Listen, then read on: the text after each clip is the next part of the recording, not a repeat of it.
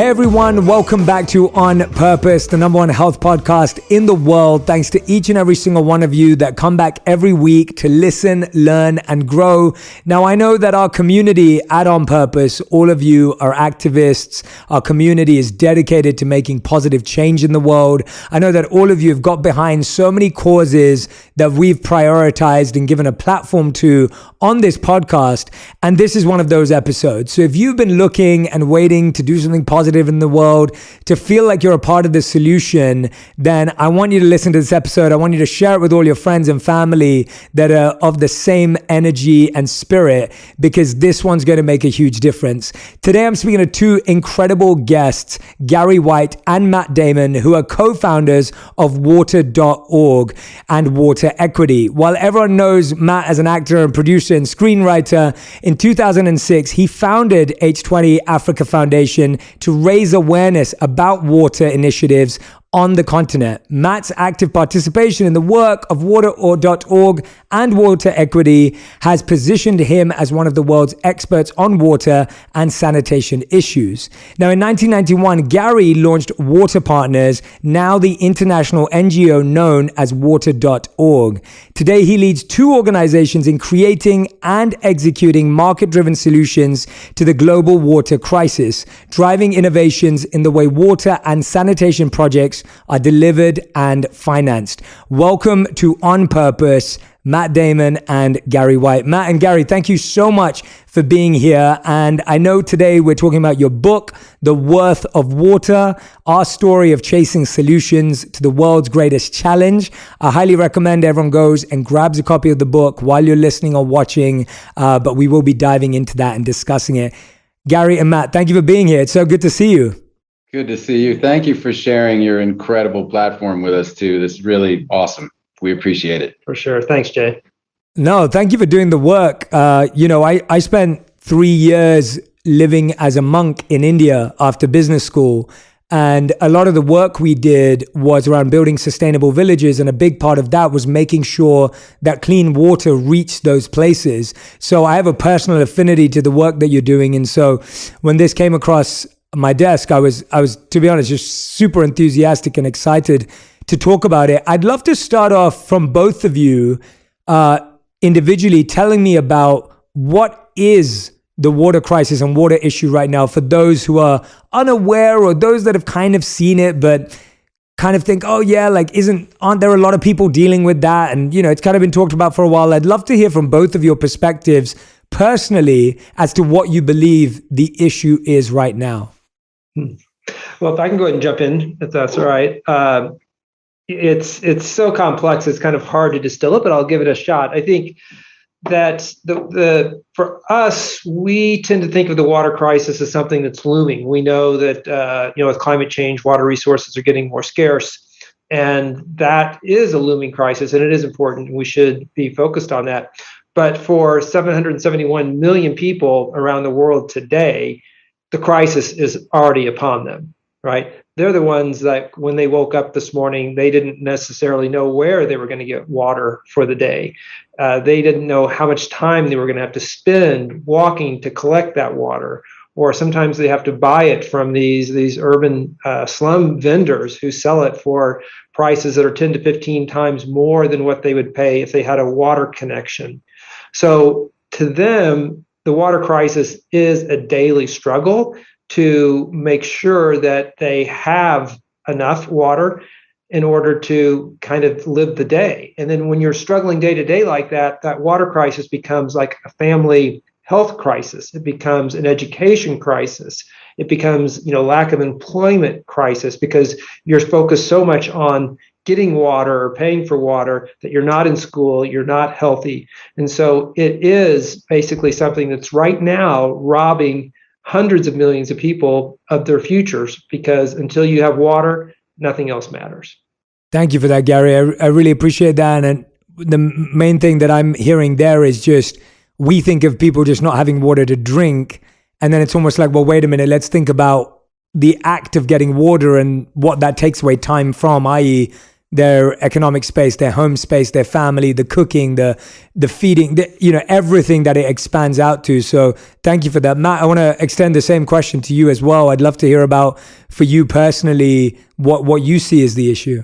So, well, I think Gary just did a pretty good summary there, but to follow on to that, I would just say that the effect of that, right, leaving aside the needless disease and death, right, that occurs when you don't have access to clean water and sanitation, because we're losing a million children under the age of 5, every year to completely preventable illness, right, and so that's its own tragedy, right, but when you look at the other effects of not having access, namely, because this disproportionately affects women and girls, so many girls aren't in school because they have to, for the sake of the survival of their families, be out looking for water every day. And so you can imagine what that does to the outcomes of their lives and to their potential. So it's not only this needless disease and suffering, it's also robbing people of their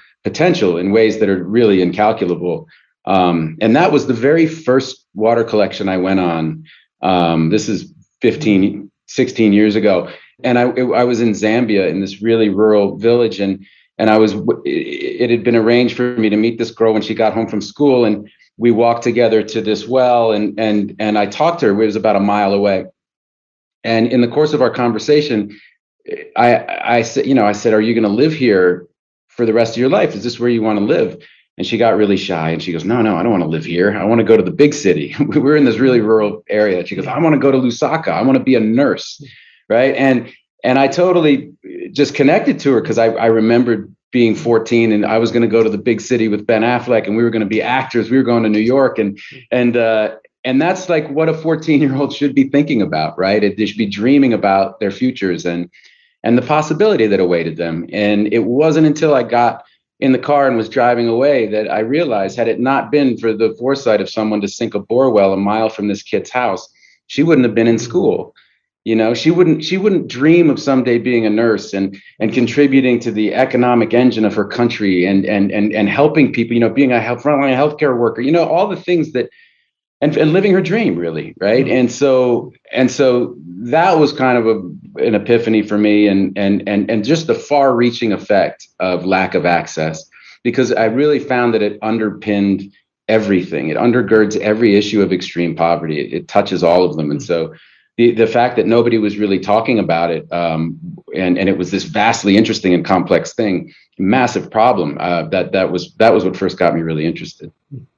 Yeah, that's beautiful. Thank you so much for sharing that. And I think there was a line in the book that really struck me, and you said that for that girl, water was life, and it was also a shot at a better life. And when you make that comparison of what you were thinking about at 14, what she's thinking about at 14. Now I'm thinking about what I was thinking about at 14. And I would encourage our listeners and viewers right now, and Gary, I'm sure you've thought about this many times, but I'd like everyone who's listening and watching to think, what were you thinking about at 14? What was your choice that you were having to make? And you just realize how far off it is from someone who doesn't have access to water and clean water.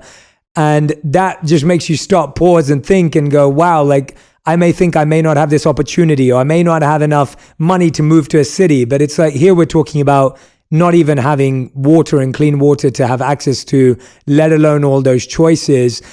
One thing that comes to mind, and I want to hear this from both of you, because this has been work that you've been doing for a number of years. This is not something that both of you have just got involved with, and it's your life's work. It's something you're truly passionate about. When you first saw the pain for both of you, when I hear those numbers, 771 million people, is that right? Did I get that number right, Gary? Like 771 million people, don't have access to clean water. When I'm hearing you shared the statistic just right now, we're losing 1 million children a year. When I'm hearing those numbers, they are so high, right? They're astronomical. I hear a lot of people, when they're exposed to that much pain, our natural inclination is to feel like we can't do anything. And our natural inclination is to feel a bit helpless, to feel sad, to feel disheartened. We feel like our empathy takes over and we go, well, what can I do? When you first saw that, what gave both of you the feeling, A, that you had to do something, but B, that what you do could make a difference. Let's start there, and then I'll follow up with another question. Let's start there. And Gary, you can go first again for us. I came at it from a kind of an almost analytical perspective after I had that emotional response to it, right? So when I was in Guatemala as an undergraduate, in university doing a volunteer project there, just seeing this girl going and collecting this filthy water out of a drum, in the slums and walking back through this sewage-filled lane, that to me was one person, right? And then coming back and then learning that this was the story for hundreds of millions of people, I didn't get discouraged. I just could see that one person. And it's like, okay, if we can just kind of tackle this, even one person at a time, that was kind of the idealistic view of it. And so to me, what's been important about this journey that we kind of chronicle in the book is that, you have to have that end goal in mind. And that can be daunting to see that, our vision is that everyone in our lifetime, has access to safe water. And the challenge then becomes to match the scale of the solution to the scale of the problem, right? And I knew that philanthropy alone wasn't going to be that solution. Philanthropy has a role to play, but it was only by traveling and meeting women who were in these circumstances. I met a woman in India who had gone to a loan shark and was paying 150% interest to that loan shark just so she could build the toilet that she wanted. Other people who were doing this to, taking out loans for water connections at exorbitant rates. And then using those insights and saying, well, what if, we could turn the problem around and look at getting these people access to these small loans, what we now call water credit, that would then unleash them to get the solutions that they wanted. So I'm getting a bit ahead of myself here, but my point is that you just have to take the problem a step at a time and find a solution that's there, evolve it, get the insights, and move on. And that is the journey. And I think that's one of the kind of the subplots, I guess, of the book, is that any of these seemingly intractable big social problems do have solutions. If you're tenacious, if you innovate, and you work hard at it, you believe that we can get there. Yeah, I would just say it's interesting because I had the exact same kind of reaction that Gary did, which was to say, okay, well, this is a complex issue and I don't understand it entirely, but I know that if I raise money, if I create an organization and raise money and start doing this direct impact work, building wells, right? I've seen the power of one well. So if 1,000 people have access to that one well, then I've helped 1,000 people. So why don't I start there? Why don't I just start moving forward? Why don't I start, as Gary said, take that first step? I don't know where the road is going, but I know I'm not getting there if I don't start walking. And so that was what, and so I did, I'm sure, incredibly naive things. And I didn't, and Gary, when we met in 2008, Gary, we talk about in the book, Gary led with all of his failures, right? Which was an incredibly attractive thing to me, because I think that is how, we can't be afraid of failure. We can't be afraid of, that can't stop our momentum, right? And it's how we learn and it's how we grow. And so I knew that I had to partner with somebody who had a more sophisticated understanding of this issue. And I looked around for the best person available. And when they would not take my call, I found Gary. No. And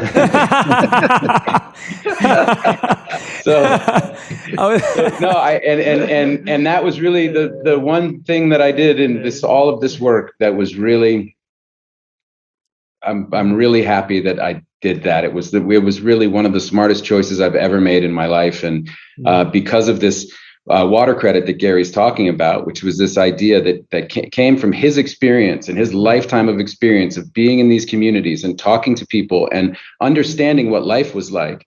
He also understood that people in the poorest communities were paying for water. They were already paying for it. And in most cases, paying way more than the middle class, way more than the people staying in the fancy hotels, who take it totally for granted. They weren't connected to the infrastructure. And as a result, their life was built around trying to get it. And so that insight led him to this hypothesis that these loans could actually be paid back quite easily. And that's what, 43.7 million people later, these loans have paid back at over 99%. So it's really, the book is really us trying to bring the story of these women, because, over 90% of our borrowers are women. And this kind of incredibly heroic women, like an individual, one by one, to the tune of millions and millions of them have paid these loans back at over 99%. And it's a beautiful story. And it's about philosophically how we feel about trying to help. It's not a kind of paternalistic, here's your solution, you're welcome. It's like, it's going into the communities and listening and then ultimately nudging a market towards people and letting them solve their own problems. And that's what we've seen happen now over 43 million times. And that's really cool. Yeah, that's an incredible impact. And I love the way you're thinking about it, and the idea that there isn't just a one-size-fits-all solution. It's not about throwing money at it. It's actually giving people the tools and the skills and the abilities, as you rightly said, to solve their own challenges so that they feel empowered in the process rather than dependent again on another outside source in another way. I mean, can you expand more for those who don't know how the lack of access to water impacts girls and women more than boys and men? And when you uncovered that, just tell us some of the reasons, because I don't know if everyone knows why or how that exists as a discrepancy, but also tell us some of the stories of some of the women that you've worked with as well. Women and girls have been the ones in families that have been charged with collecting the water for their households, almost universally around the world. So they obviously have the greatest stake in this, and the greatest stake in trying to find a solution, and the greatest stake in ensuring that solution is sustainable. And that to us, is like an insight. That's an observation. So it's like, well, how are we going to shape our solutions to meet their needs? And that's why, more than 85% of the borrowers under our water credit program are women. And so they're the ones that are repaying these loans at a 99% rate. And they are the ones that have even more incentive to make sure that if something breaks down, that it gets repaired. And I think that's one of the beauties of water credit as well, because oftentimes water projects do break down. Some of the statistics are that about half of the water projects fail after 5 years. And if you have access to an ecosystem of finance for water and sanitation, not just a one and done grant, but you can access a microloan to go get the solution that you need to fix your water tap or whatever. That is an important part of the whole model, and giving people, we talk about not necessarily seeing people living in poverty as a charity problem to be solved as much as a market to be served. And in order to kind of make the market work, we have to kind of nudge it towards the poor, which is what we do with water.org to help, get microfinance institutions that we partner with around the world to de-risk this for them, because it's a new thing to loan for water and toilets, and they're not quite sure how it works. So we can use our philanthropic capital to kind of help them do market research to design these loan products so that they can go out and make these 43 million loans that have happened so far. And that is kind of the concept. One way to just boil it down is with a story, right? A woman I met in the Philippines recently, her name was Lunariza. And she was paying $60 a month to a water vendor who was selling water off the back of a truck, not even good quality water. And she took out a loan from one of our partners, and her loan repayment, her payment each month is $5. Her water bill each month is $5. So right there, you see $50 back in her pocket. I mean, think about, when you're living in poverty, $50 is a lot of money. You can now work to get your kids into school. You can now afford the medicines that you might need for your family. You can invest in your future and build a future. And I think that's what we're trying to help people unlock. And that's whose stories, we're fortunate to be able to tell in the book. Yeah, Gary, that what I find fascinating there, Matt, just before we come to you, that how have those water vendors who are not selling the clean water or the best water, they've built up a certain level of authority and control in these markets, and like, how is that is that being dismantled as well by you doing this work? Like, where are those people, like, kind of, because I feel like that is so difficult. Obviously, if you haven't traveled to these countries, it's hard for people to understand how that even works. But that kind of like authority, influence, and power and control, how are they reacting to the dismantling of their economies? Because I'm sure that there's, conflict or pain back from that side. Like, how does that all work? Sorry if it's an ignorant question, but it's just... Not at all. No, not at all. And I think that, I guess one thing to understand is that even they are not making a fortune off of this system, right? It's just really expensive to find water, to put it in a truck, to buy the diesel, to drive the truck around and distribute it. I mean, the efficiency of that versus doing it through a pipe is incredible, right? So it's no surprise that they have to charge those amounts. And so, yes, there's going to be dislocations there with some of these vendors, but we haven't seen that crop up as a problem. It happens incrementally. Everybody in the world is used to kind of having to reinvent themselves. And so I think that, they might go on to other businesses, and you have tanker truck water that's needed for construction sites still, so they can kind of adjust to those types of markets. Got it. That makes sense. And Matt, what about you? Was there a particular story of, I mean, there's plenty in the book, but if there's someone that comes to mind right now where, you saw women being more negatively affected by this than men? Obviously, we got the answer of why from Gary, but is there a particular story that stands out or an experience in that direction?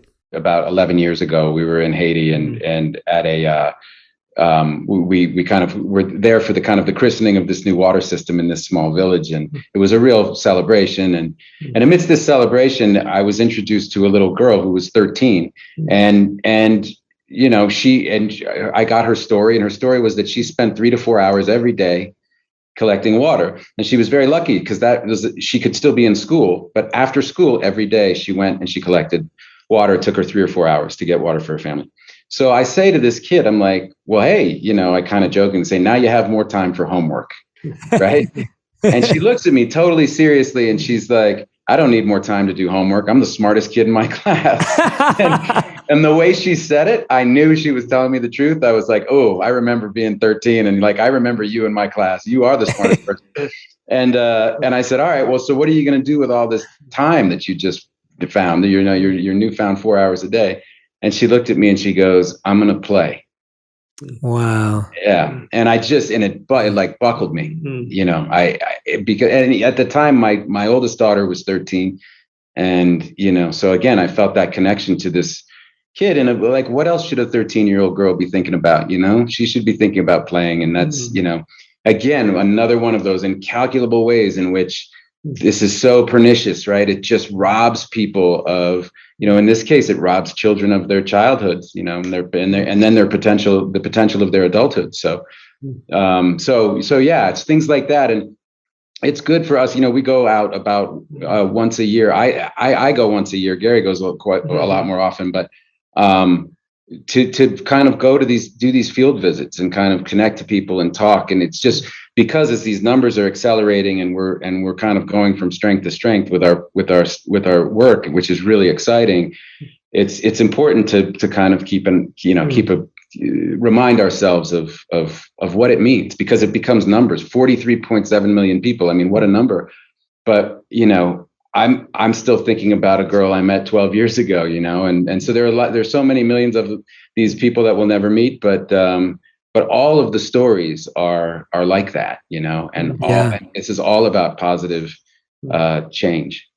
Yeah, absolutely. As a follow-up to that, Matt, how is your work with those people affected your daughter too? Because I'm intrigued as to how, for her, seeing her father, be so service focused and, giving energy to this, like, have you, and Gary too, have you taken your kids out? Like, have you taken other children out and young people out? I'm just fascinated to hear how it feels when you're looking at someone your age, as opposed to both of you, obviously, as older men looking at younger people, but like to have people looking at people their own age who have this mindset. I would love to hear some stories in that regard.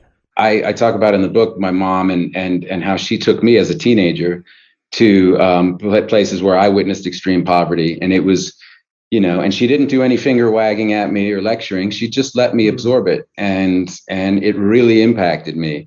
And so my kids are our oldest is 23. And so she's out of the nest. And then we've got a 15, a 13, and an 11-year-old. And so I've taken the 23-year-old and I've taken our 15-year-old. We took her on a trip to the Philippines a few years ago. So she might have been 13 at the time. It's kind of different with each kid. You kind of see at what age is this going to be positive, is this going to influence you positively? And so I took my daughter and her best friend on a trip, and it was great. And it's, letting them absorb, with the kind of privilege that they have and they come from, and that, this is all about where you're born, and you're born into a family. You don't have any, say over it, and letting them try to put their lives in some context, which is how I felt, what I felt happened to me when my mother introduced me to a larger world. Suddenly my life started to make more sense, right? And we're all trapped in these subjective realities and limited by them in some way, but I feel like travel and experience like this is kind of the greatest gift, because it helps at least to try to open us up. Yeah, I think that's beautiful what you said about gauging when it's right for the individual, because there's no right age for any of them to have this experience, but really making it personalized. I think that makes a lot of sense. Gary, how about you? I'd love to hear your thoughts on this too. I had a chance to take my daughter to Kenya and Ethiopia when she was about the same age as Matt's daughter when we were in the Philippines, and it's those types of experiences, you never know how they're going to reverberate later. Certainly, having that experience helped shape her. She's done some great volunteer work herself. She was a volunteer teacher, after she got out of college. And so I think some of the echoes of what she saw there and experienced there, and the fortune that she has relative to many others in the world, has cropped up and will continue to. Yeah, absolutely. I want you to explain, Gary. We've mentioned it a few times now, and of course you talk about it deeply in the book. For our audience, I'd love for you to explain exactly, in a simple way, how water credit works. And then Matt, I want you to talk about when you actually, you had a hard time accepting the idea behind water credit, and then what made you change your mind to it. Because I think that's what I find fascinating about this partnership between both of you, is that it wasn't just like this, oh, we both love this, let's get on. It wasn't as simple as that. There's been a lot of planning, thought, intention behind this partnership between both of you. And I'd love to understand that. So Gary, if you can explain what it is, how it works, how it functions. We've obviously heard about some of the benefits and some elements of how it works, but I just want people to have a really clear idea.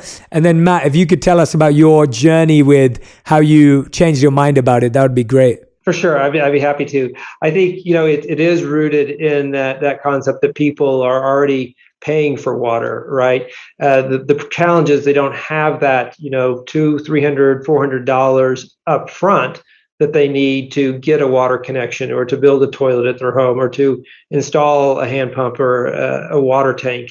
And so they are struggling day to day. They can afford, $1 or $2 a day to get water, but they can't afford those large investments. And so what we saw, we saw that people were struggling with this. And so it's like, well, what if we could get microfinance institutions that are already operating around the world just to make loans to them? That makes complete sense, right? And then they would repay the loans. Well, we went knocking on the doors of a lot of those MFIs, microfinance institutions, and we kind of got the door slammed in our face. They're like, you guys don't understand microfinance. It's about income generating loans. We make loans for sewing machines or cows, because like by the end of the week, you're generating revenue because you're selling clothes or you're selling milk. This is the way it works. And we're like, but we believe it will work because it's going to help these people work at paying jobs and, that part of it. So it's like, we'll take on the risk. And this is why we raise philanthropic capital, because we need to make grants to a lot of these partners so that they can de-risk these types of loans, so that they can do the market research and understand what things are good to loan for, what technologies are good, which ones are not, to help them then launch lending businesses. Once they do, then they go to the capital markets and get the wholesale capital, then break it into millions of these micro loans.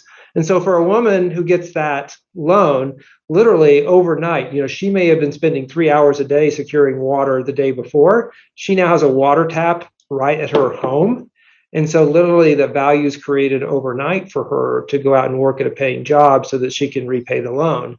And now you fast forward and these loans, $3.5 billion in loans have gone out and they're repaid at a 99% rate. Over 85% of the borrowers live on less than $6 a day. About 30% live on less than $2 a day. And yet they keep coming forward to take out these loans because it makes sense for them. And they get the solutions that they want. And they don't feel like a charity case anymore. They feel like a market as a customer that's being served.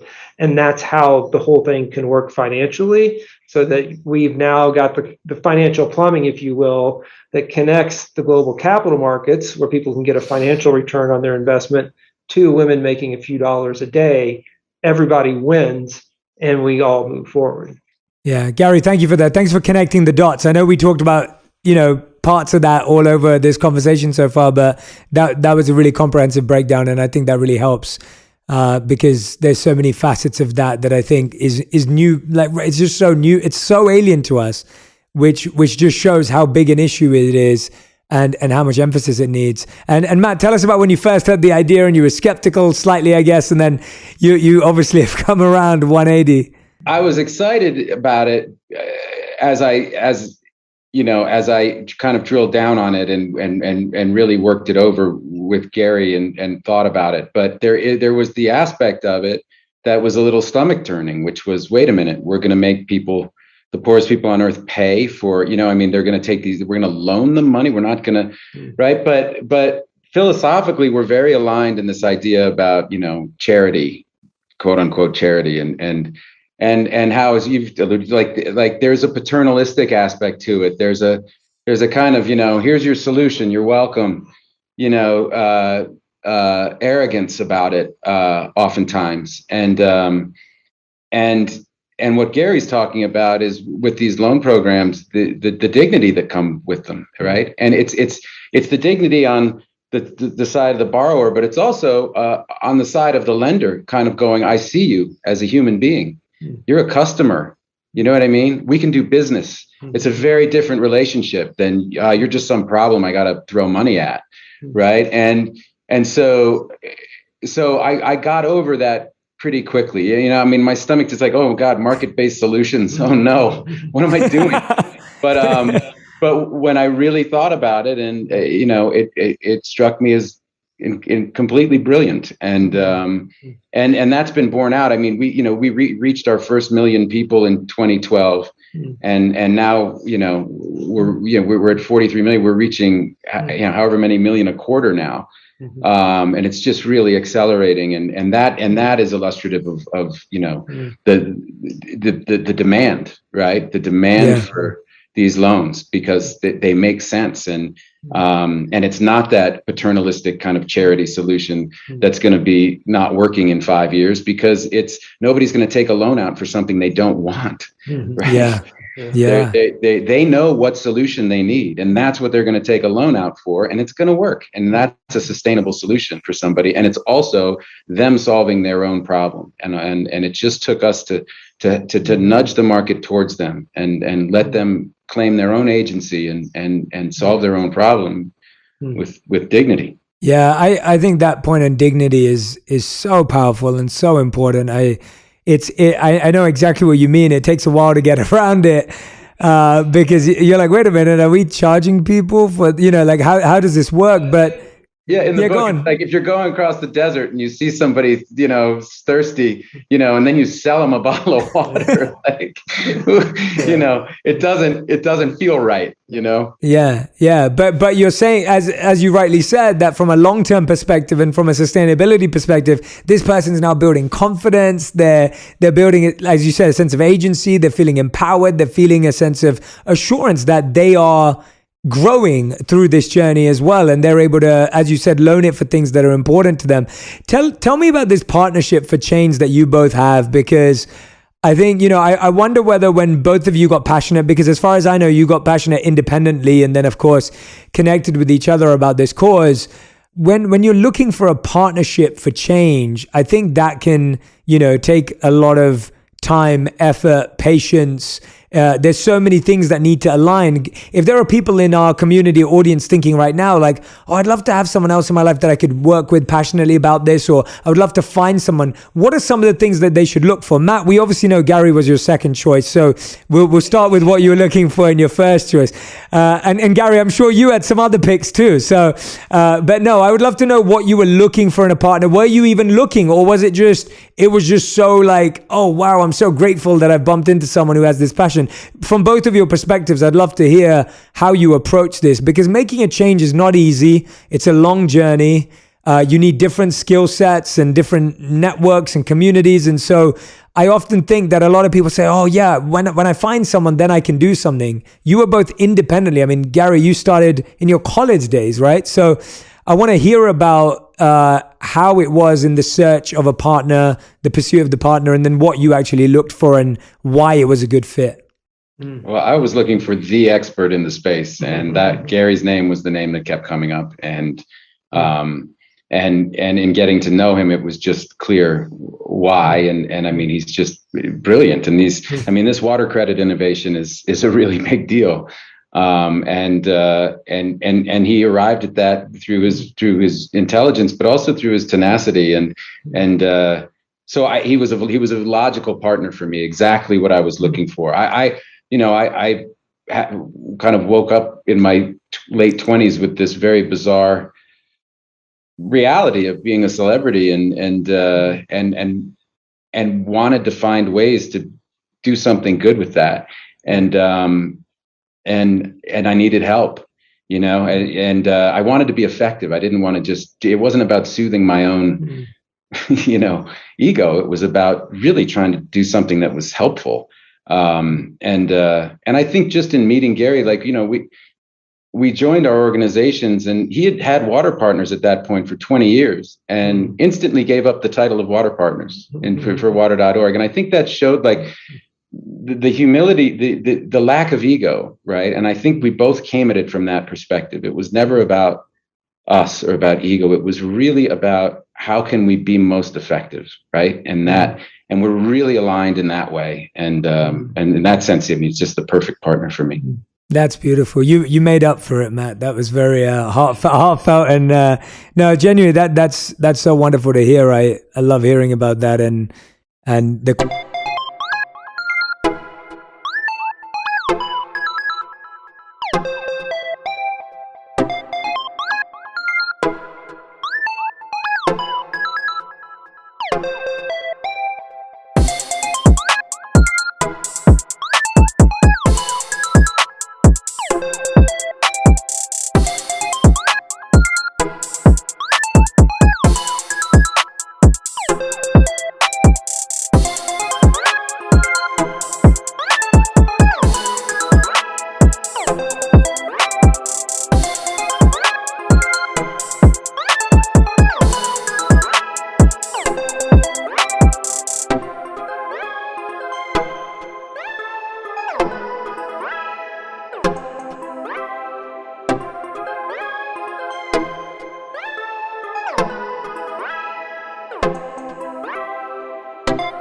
Quality of humility, and like you said, being able to put aside water partners and start something on the water.org. That's fantastic. Gary, your thoughts? Yeah, I think the serendipity of it that's definitely at play, allowing our paths to cross. But certainly, I had been heads down on this problem and had been trying to innovate, and this whole concept of coming at it from initially I was very much about like, let's go drill wells and let's, raise a lot of money and give it away. But quickly realized that there was never going to be enough, right? And so this concept of lighting a candle versus cursing the darkness is kind of where I came at it from. And so I was trying to find those ways to do that. And we were catching on. The water credit was like, it wasn't like gangbusters yet, but we knew that we kind of had, a tiger by the tail in terms of how this could scale. But I'm an engineer. Like, what do I know about storytelling? What do I know about like moving an audience? What do I know about like having a big voice in this? Because we were ready for that.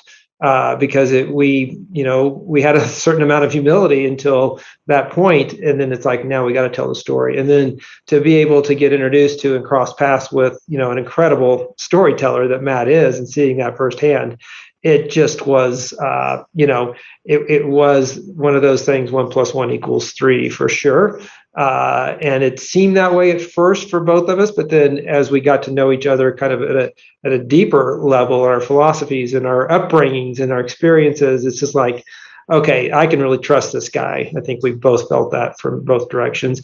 And once you have that trust and you have everything set in motion, it's kind of the table set for you, and you bring those relative strengths.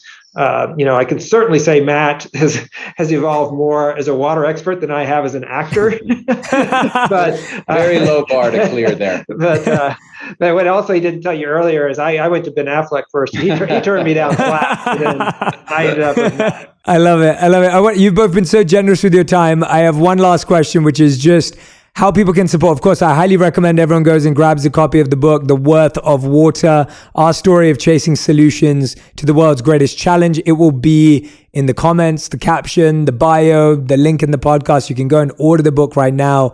But Gary, you used a water metaphor at the end of the chapter, of the chapter called The Wave, and you said, to end the crisis, we need a wave. I would love to know how my community can be a part of that wave, how I can be a part of that wave. What are the opportunities and ways people can get involved?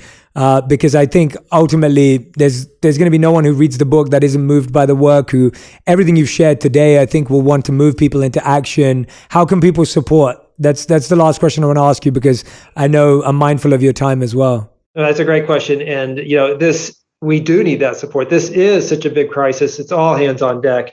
And there are a number of ways. Of course, as authors, Matt and I are donating all of our fees back to water.org for the book.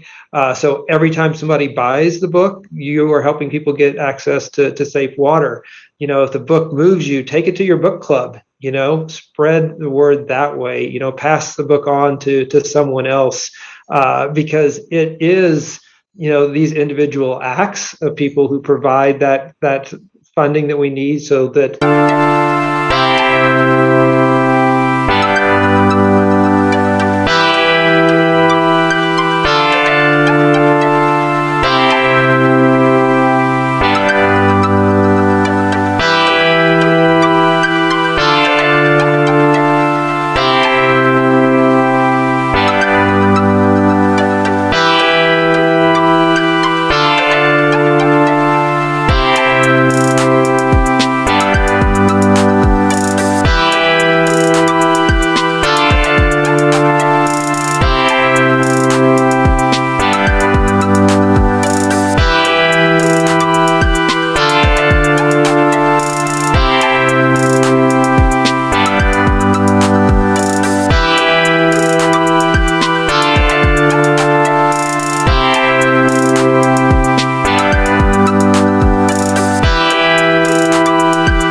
these individual stories that are in the book can come to life.